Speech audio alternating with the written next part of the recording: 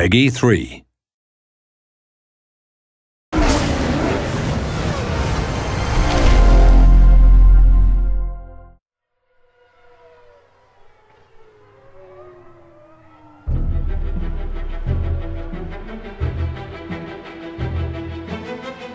It's really the ultimate experience. It's a culmination of so much hard work. It's that attention to detail which really makes such a big difference. The drama, the tactics, the excitement, the strategy, we really have got to the heart of the sport.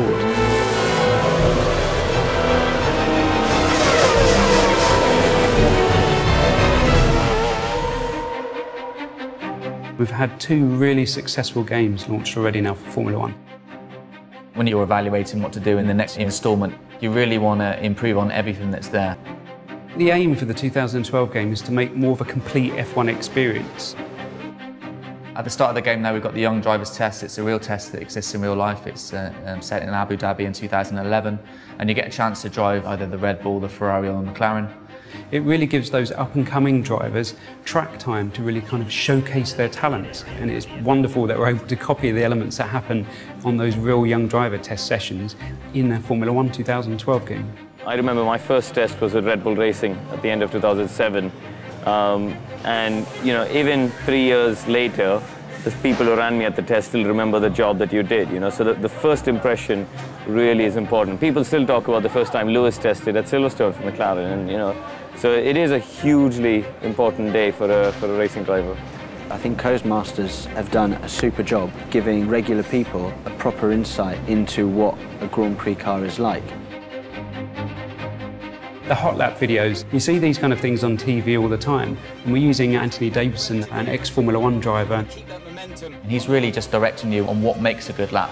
So he'll be pointing out the braking points, the things you should be watching out for. If it's a double apex, the sort of line you should be taking. This is kind of just giving you that fundamental information that you need in order to get to a new circuit, understand it very quickly and enjoy the most from it. Formula 1 games are very fast, they always have been in the past, but what we've tried to do is enable the player to drive consistently.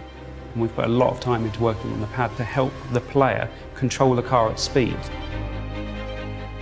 We're not all Fernando Alonso's of this world, we make mistakes. So rather than just hitting the pause menu and restarting the race, you've got the ability to be able to rewind time and just get to a point before the incident and just try it again. Certainly for the novices, in terms of learning racing lines and avoiding incidents, they're a really useful tool. The thing that differentiates Formula 1 from all other motorsports is the strategy element. Being able to make the right call at the right time.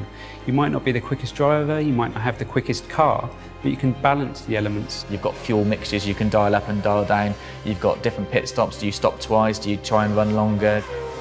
It's a thinking man's racing game.